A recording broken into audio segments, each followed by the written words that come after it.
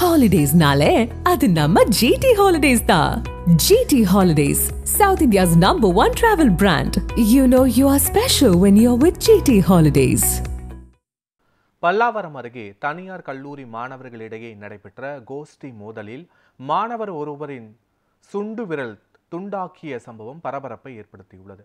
சென்னை பல்லாவரம் அடுத்த திருநீர்மலை பகுதியை சேர்ந்த கல்லூரி மாணவர் ஹரிஷ் என்பவர் தனது நண்பர்களுடன் இருசக்கர வாகனத்தில் கல்லூரிக்கு சென்றுள்ளார்.